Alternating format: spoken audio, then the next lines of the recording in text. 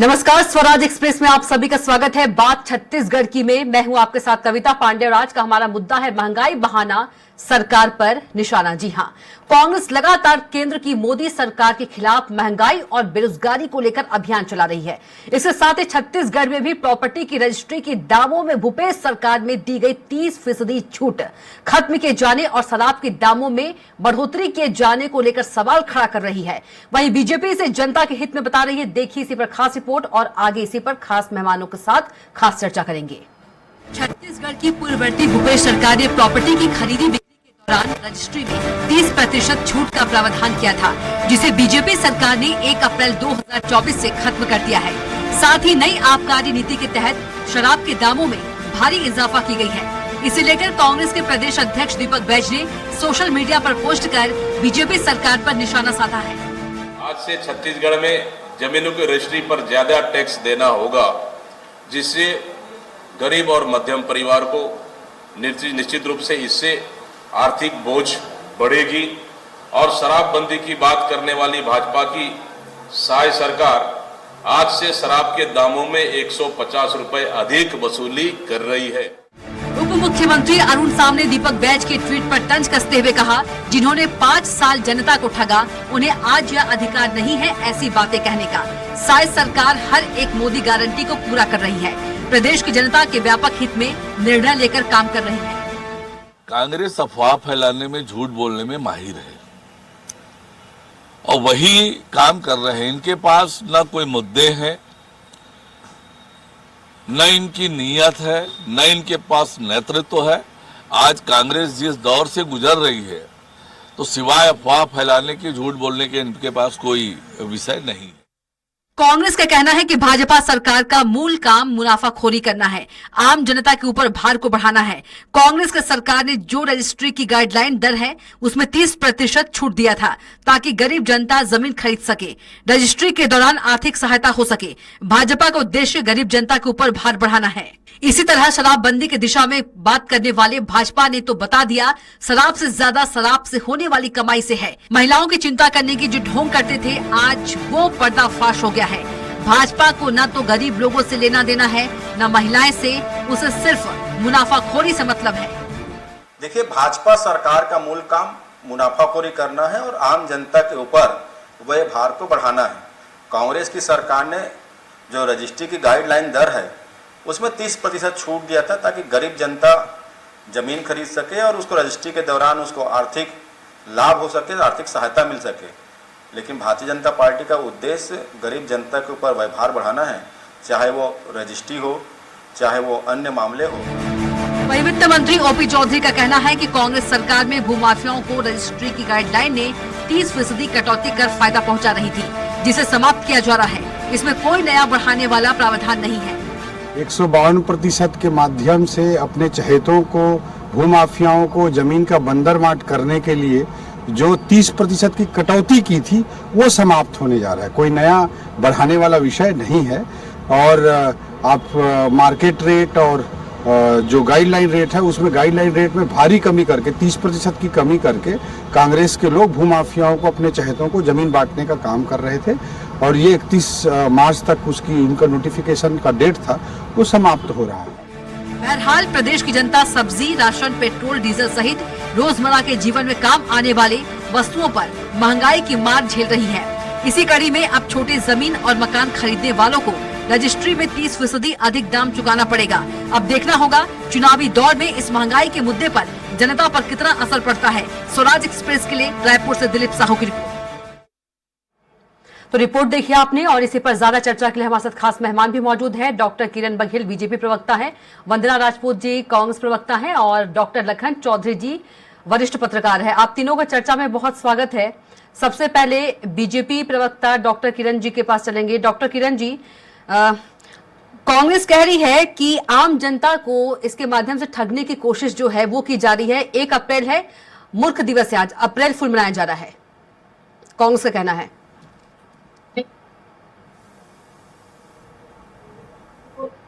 छत्तीसगढ़ कांग्रेस की पूर्ववर्ती सरकार ने बनाया है।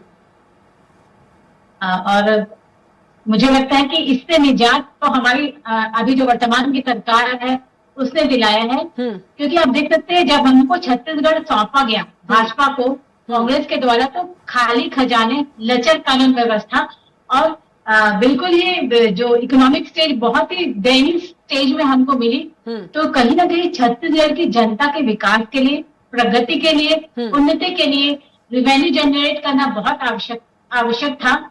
और इसके लिए जो भी सही मायने में पारदर्शिता, ट्रांसपेरेंसी रखते हुए शराब के जो आबकारी उसका टैक्स बढ़ाया गया है। लेकिन मैं यहाँ बताना चाहूंगी कि रेट बढ़ाया गया, भ्रष्टाचार नहीं किया गया। जो पूर्ववर्ती सरकार ने जिस प्रकार 2000 करोड़ का शराब घोटाला किया, नकली होलोग्राम, नकली बोतले और नकली चीजों का निष्पादन करके, और सरकारी जो दुकानें जो उसमें 2 काउंटर रखा था, एक सरकारी उसमें हिसाब जाता था और एक कहीं ना कहीं नेताओं के जेब में जाता था, जिससे छत्तीसगढ़ के राजस्व को सीधा सीधा हानि पहुंच रहा था। और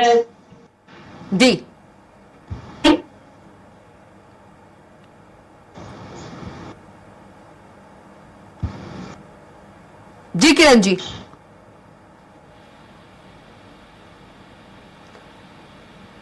वंदना जी के पास चलेंगे। किरण जी, आपको आवाज आ रही है?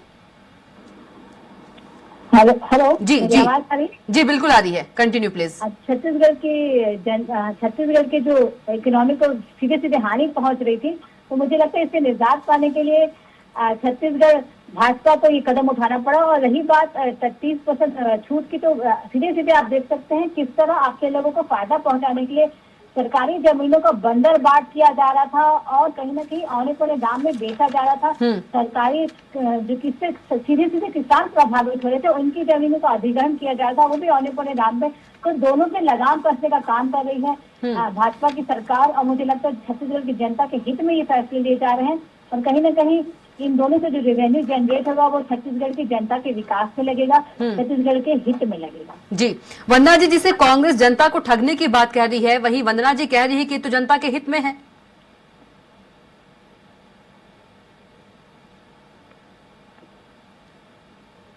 वंदना जी, आवाज पहुंच पा रही है आप तक? वंदना जी, आवाज पहुंच रही है आप तक? हाँ, आ रही है आपकी आवाज, आ रही है जी। जहां देखिए, जी जमीनों, हाँ आ रही आवाज आ रही है आपकी। जमीनों के जो गाइडलाइन दरों में जो 30% की छूट पूर्ववर्ती कांग्रेस सरकार ने दिया था, उस छूट को हटा करके ये मध्यम वर्गीय परिवार, गरीब परिवारों के ऊपर एक आर्थिक बोझ बढ़ा दिए गए हैं। मैं भी किरण जी की बात सुन रही थी कि बोल रहे थे कि भू माफियों को बढ़ावा दे रहे थे। तो यहाँ के जो गरीब है, मध्यम वर्गीय परिवार का हम यहाँ पर एक बहुत बड़ी सहायता हो रहा था। क्या उन लोग भू माफिया में आता है क्या? हम देखते हैं कि पूर्ववर्ती जो 15 साल की भाजपा की सरकार थी, वो 5 डिसमिल से भी कम जो जमीन बेचने वाले और खरीदने वाले थे, उस पर रजिस्ट्री पर रोक लगा दी थी। ये इनकी मानसिकता है। मतलब इन लोग की कथनी और करनी में कितना अंतर है, मैं ये आपको ये बता देती हूँ कि इधर तो किसानों की, जनता की, महिलाओं की और गरीब परिवार की हित की बात करते हैं, लेकिन इधर आप देखेंगे कि जो 30% जो गाइडलाइन है उस छूट को हटा देते हैं। और फायदा क्या बता रहे भाई? आप किसानों की बात करें, किसानों की किस चीज के फायदा मिल रहा है? मेरे को किरण जी बता दे। अरे किसान को यदि 1 रुपया उसका मूल्य है और स्टाफ तो किसान को तो 1 रुपये का ही उनको फायदा मिलेगा। आऊंगी आपके पास, किरण जी आऊंगी आपके पास। जी वंदना जी प्लीज। देखिए, आपसे निवेदन है किरण जी, ये बहुत ही संवेदनशील मामला है, इस पर आप बीच में ना बोले। आप लोग हमेशा जनता को गुमराह करते हैं, हमेशा मीडिया के सामने झूठ बोलते हैं, अभी भी झूठ बोल रहे हैं। अरे इसमें जनता का क्या भला है भाई? आप लोग मुनाफाखोरी करना चाहते हैं, आप लोग पैसा कमाना चाहते हैं और आर्थिक बोझ मध्यम वर्गीय और गरीब परिवारों को ऊपर डालना चाहते हैं। और रही बात, शराबबंदी की बात करते थे, शराबबंदी पर चिल्लाते थे, आज शराबबंदी पर आप लोग पैसा कमाने के रास्ता देख रहे हैं। डबल इंजन की सरकार है और आप लोग शराब बिक्री कैसे हो, आप इस चीज पर आप विचार कर रहे हैं और इस रास्ते पे चल रहे हैं। बाकी जो मध्यम वर्गीय परिवार है, गरीब वर्गीय परिवार है, उसकी कोई चिंता नहीं है। सिर्फ यदि आपको चिंता है तो अपना खजाना भरना, आप अपना तिजोरी भरना चाहते हैं, बाकी जो आर्थिक बोझ है वो गरीब और मध्यम जनता के। वंदना जी, अभी 3-4 महीने ही तो हुए हैं सरकार बने हुए। महंगाई की मार पिछले 10 सालों में जनता भोग रही है। वंदना जी, खजाना भरने की आप बात कर रही है। बता रही मैं, पिछले 10 सालों से बेलगाम महंगाई की मार। हाँ, मैं वही बता रही हूँ, आपको स्पष्ट बता रही हूँ इस चीज को कि पिछले 10 सालों में महंगाई की जो मार है आज जनता इधर झेल रही है। ऊपर से हमारी जो सरकार है वो साए इधर फिर से महंगाई बढ़ा रही है। उधर धाए मोदी सरकार महंगाई बढ़ा रही है, इधर साए हमारी सरकार महंगाई बढ़ा रही है। तो जनता किधर जाए भाई? आमदनी उनका 1 रुपया है लेकिन खर्चा आपका 5 रुपया हो जाता है, तो गरीब जनता करे तो करे क्या? ठीक है। अरे इतना भी आप लोग अपने बारे में मत सोचो। आप जनता के साथ में जो वादा किए थे कम से कम उसको तो याद करो भाई। आप लोग अपने मुनाफाखोरी, अपने जेब भरने के लिए आप लोग तरह तरह की बात करते हैं, मीडिया में आकर के झूठ बोलते हैं। ऐसा नहीं चलेगा किरण जी, जनता है, ये पब्लिक है, सब बहुत अच्छे से समझती है। हमारे साथ डॉक्टर लखन चौधरी जी भी मौजूद है। समझ रही है, आप नहीं चाहते कि गरीब और मध्यम वर्गीय परिवार घर खरीदे। ठीक है वंदना जी, हमारे साथ डॉक्टर लखन चौधरी जी भी मौजूद है। लखन जी, एक तरफ जो माफ कीजिएगा बीजेपी है वो जनता के हित में से इस फैसला को बता रही है, वहीं पर जो कांग्रेस है, कांग्रेस कह रही है कि आर्थिक बोझ जो है वो बढ़ा है। देखिए, दोनों बातें जो है सही है, कुछ सच्चाई तो दोनों की बातों में है। देखिए, जहां पर जब हम 30% जो गाइडलाइन रेट है उसको कम करने की बात करते हैं तो उसमें देखिए जब 30% गाइडलाइन को कम कर दिया गया था तो उससे जो शहरी क्षेत्र के जो खरीदार थे, जो छोटे मध्यम वर्ग के जो छोटे लोग थे जो जमीन खरीदना चाहते थे और कीमतें बहुत ऊंची होने की वजह से खरीद नहीं पाते थे, उनके लिए वो एक बहुत बड़ी सहूलियत थी और उससे उनको फायदा हो रहा था, लाभ हो रहा था। अब सरकार, चूंकि देखिए सरकार का कहना है कि पुरानी सरकार की तमाम नीतियों को बंद करना, बदलना जो है ये चाह रही है और इसी के तहत इसको भी बंद किया गया। इसके पहले कांग्रेस सरकार की कई ढेर सारी योजनाओं को बंद कर दिया गया है और उनके नाम बदल दिए गए हैं, उसका प्रारूप, प्रक्रिया, सब चीजों को बदल दिया गया है। तो उसी क्रम में इसको भी बंद किया जा रहा है और इसमें एक तर्क जो दिया जा रहा है कि ग्रामीण क्षेत्र के किसानों को इससे नुकसान होगा, मतलब हो रहा था 30% गाइडलाइन के हिसाब से कम रेट में। तो ये थोड़ा सा समझ से बाहर है क्योंकि इसमें देखिए जो रजिस्ट्री होती थी 30% कम दाम पर, वो उसका प्रभाव राजस्व पर पड़ता था, किसानों के रेट पर इसका कोई बहुत बड़ा प्रभाव नहीं पड़ता था।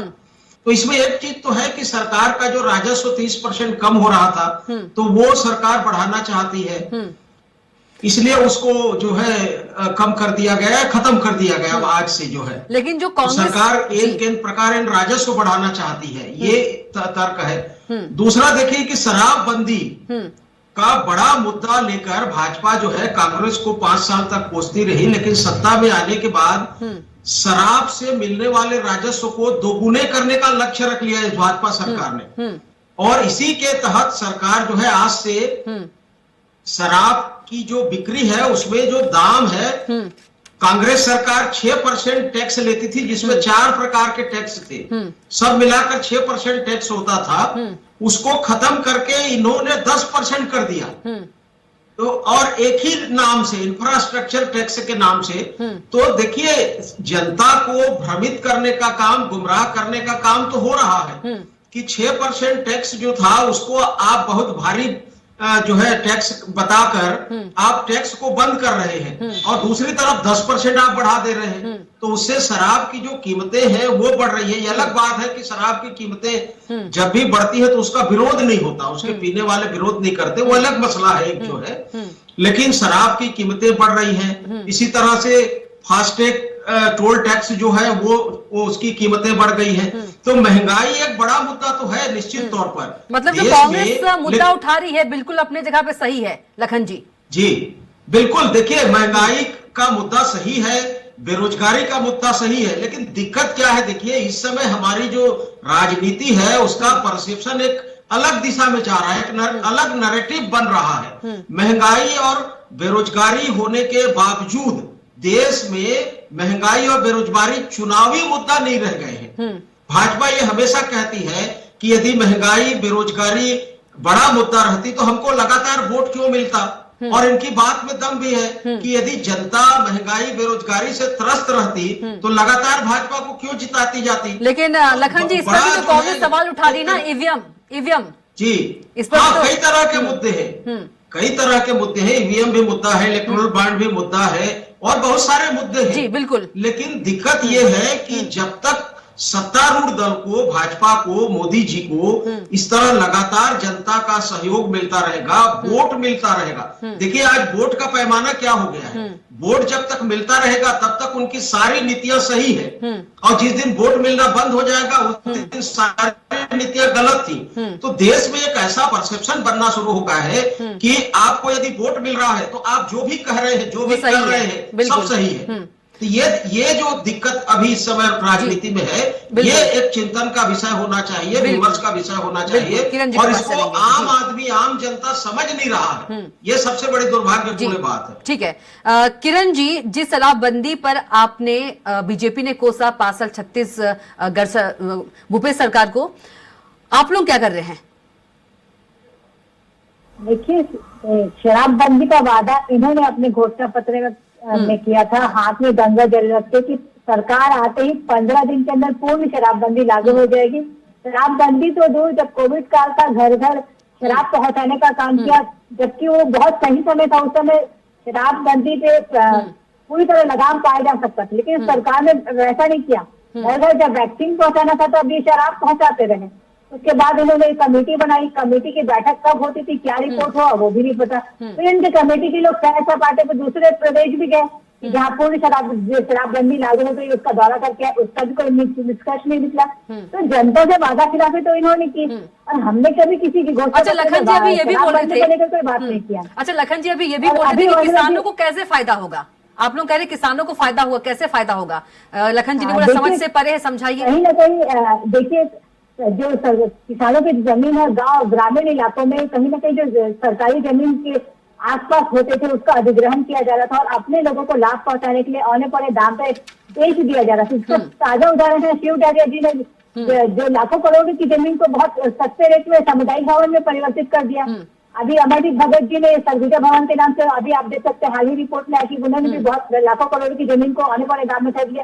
तो कहीं ना कहीं अपने ही लोगों को औने पौने दाम में, जो लैंड माफिया का जो वो चल रहा था, एक सिंडिकेट चल रहा था, उस पे लगाम कहीं ना कहीं आएगा इस सरकार में। जो भोले भाले किसानों की जमीन को अधिग्रहण किया जा रहा था, तो सरकारी जमीन के नाम मतलब जो बीजेपी ने फैसला लिया है, किरण जी, बीजेपी ने जो फैसला लिया है भू माफिया पर लगाम लगाने के लिए लिया है, बिल्कुल भू माफिया के लगाम के लिए दिया है, और छत्तीसगढ़ के किसानों के हित में लिया है फैसला। और जब वंदना जी कह रही थी आवास निवास का, तो वंदना जी जो सबसे गरीब तबके का आदमी, जिसका एक सपना होता है सर पे छत, उसे तो आप लोग ने प्रधानमंत्री आवास योजना के तहत लौटा दिया। आपके ही मंत्री टीएस बाबा ने अपने विभाग से इस्तीफा दे दिया था कि हम गरीबों को छत मुहैया नहीं कर पा रहे हैं। तो आपका तो डबल स्टैंडर्ड हो जाता है। जब आवास की योजना की बात आती है, आपके सीएम साहब पैसे वापस कर देते कि हम घर नहीं बना सकते, और अभी आप जब टैक्स की बात होगी तो आपको गरीबों के साथ दर्द उठ गया। और लेकिन किरण जी, की बात करनी थी। लेकिन किरण जी, जो छोटे जमीन और मकान खरीदने वालों को रजिस्ट्री में 30% अधिक दाम चुकाना पड़ेगा, तो राहत की बात कैसे है? देखिए, 30% का जो छूट था, मैं आपको ये बता देना चाहूंगी कि इनके सरकार में आने के बाद इन्होंने इस टैक्स को बढ़ाया।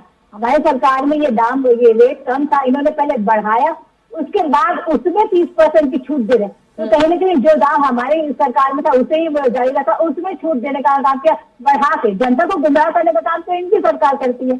फिर भी छत्तीसगढ़ की जनता समझ रही है, देख रही है, जिस प्रकार हमने वंदना जी, जनता को गुमराह करने का काम कांग्रेस कर रही है, ना कि जनता पार्टी, भारतीय जनता पार्टी। वंदना जी कह रही है, माफ कीजिए किरण जी कह रही है।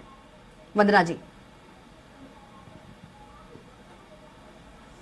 देखिए, कितनी बेशर्मी से झूठ बोल लेते हैं। मैं वही देख करके मेरे को शर्म आ रही थी। किरण जी सुन लीजिए, हर बात बहुत चुपचाप, किरण जी आपकी बातों को बहुत चुपचाप सुना वंदना जी ने। किरण जी सुन लीजिए, किरण जी देखिए मैं ऐसे में नहीं चलेगा, ऐसे में नहीं चलेगा। किरण जी आपको सुनना पड़ेगा, आप मीडिया में झूठ फैला रहे हैं। किरण जी सुन लीजिए, आपकी जवाब दे रही थी, चेहरा दिखा रहा है, वंदना जी मुद्दे की बात, चुप है वो, चुप है, मुद्दे की बात कीजिए प्लीज, मुद्दे की बात। मैं वही बता रही हूँ।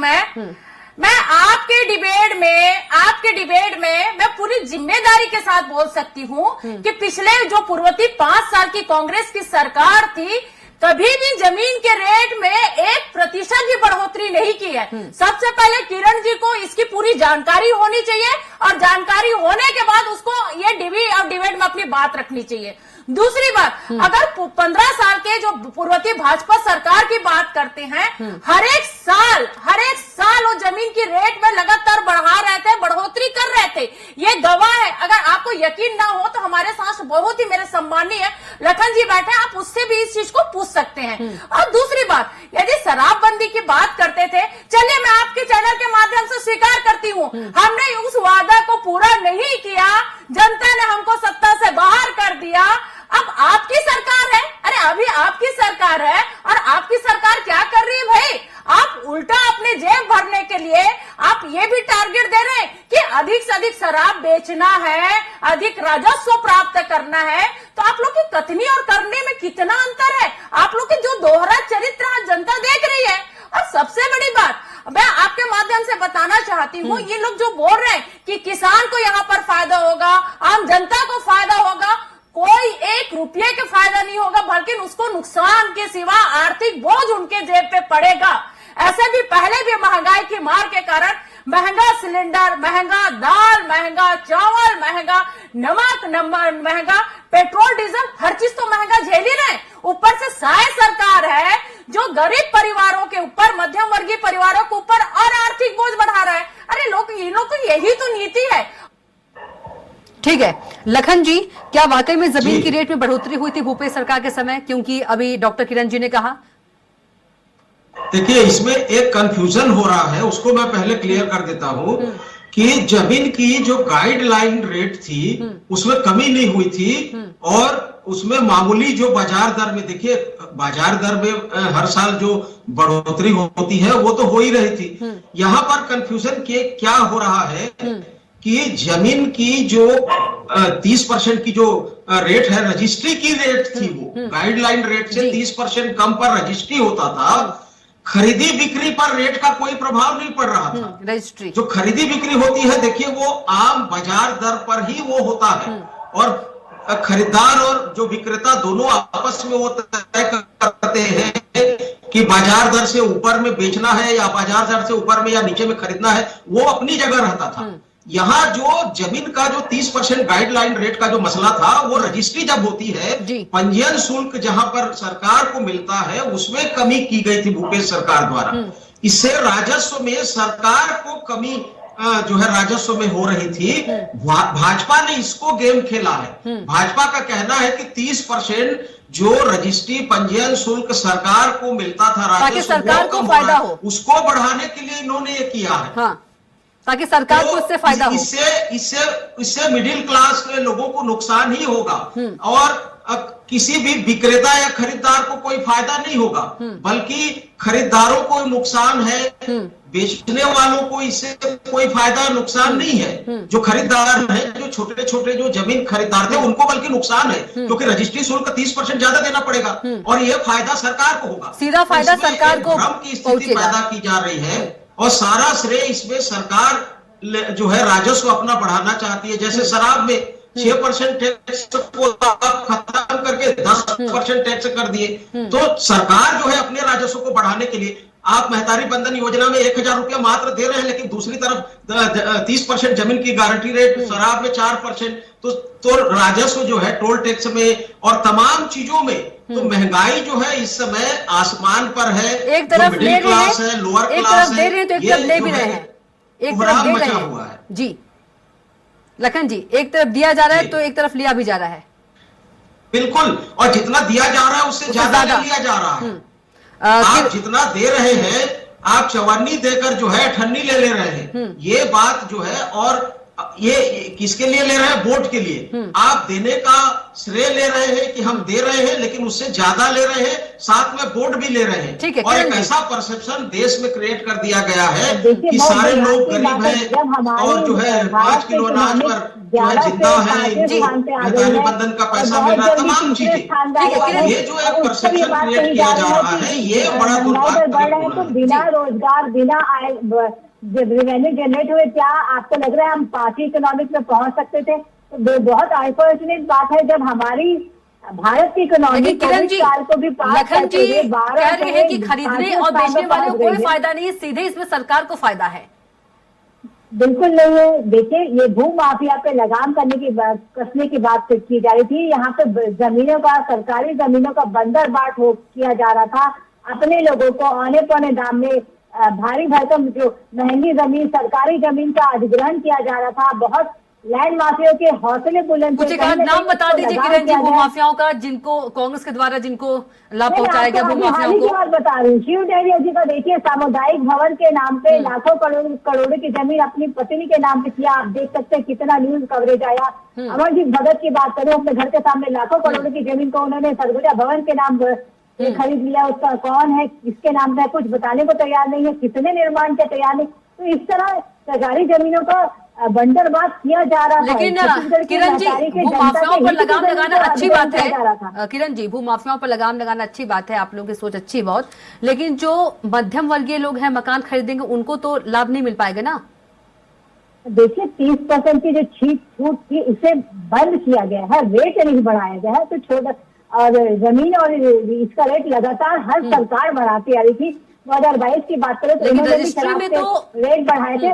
तो और गरीबों की बात करें तो गरीबों के लिए प्रधानमंत्री आवास योजना ऑलरेडी हमारी सरकार दे रही है। जनधन योजना के तहत, किसान निधि सम्मान के तहत 6,000 उनके खाते में आ रहे हैं। महतारी बंधन योजना के तहत ठीक है, लास्ट कमेंट वंदना जी से। वंदना जी, एक लाइन में लास्ट कमेंट प्लीज, समय का अभाव है। देखिए, लखन जी ने बहुत अच्छी बात कही है कि उन लोग अगर 5 रुपए देते हैं तो जनता के जेब से 20 रुपया लेते हैं। ये भारतीय जनता पार्टी की यही असली चरित्र है। पिछले 10 साल में हम नरेंद्र मोदी की नीति देखते हैं और यहाँ पर शायद सरकार की नीति देख रहे हैं। इन लोग जनता के साथ साफ साफ बेईमानी करते हैं, आर्थिक बोझ डालते हैं और अपने राजस्व बढ़ाने के नाम से इन लोग अपना तिजोरी भरते हैं। और सबसे बड़ी बात, इन लोग मीडिया में झूठ बोलते हैं कि हम लोग जनता की भला करना चाहते हैं, लेकिन जनता के भला से इन लोगों का कोई लेना देना नहीं। सिर्फ अगर यदि है तो उनको अपना तिजोरी भरना है और जनता को महंगाई के मार में उसको ढकेलना है। और सबसे बड़ी बात हम देखते हैं कि यहाँ पर अभी लोकसभा चुनाव है और लोकसभा चुनाव में आचार संहिता लगा हुआ है और इस आचार संहिता के बीच में इस तरह के गाइडलाइन निकालना क्या ठीक है? क्या आचार संहिता में मेरे ख्याल से इस तरह से गाइडलाइन नहीं निकालना चाहिए। और मध्य प्रदेश में यही गाइडलाइन को वहां रोक लगा दिया गया है, लेकिन यही गाइडलाइन यहाँ चालू कर दिया। मतलब ठीक है वंदना जी, समय का अभाव है, इसे डिबेट को रोकना पड़ेगा। वंदना जी, समय का अभाव है, डिबेट को रोकना पड़ेगा यहीं पर। किरण जी, आपका भी बहुत धन्यवाद। वंदना जी, आपका भी बहुत धन्यवाद। और लखन जी, आपका भी बहुत धन्यवाद। तो बात छत्तीसगढ़ में इतना ही। आप देखते रहिए स्वराज एक्सप्रेस। नमस्कार।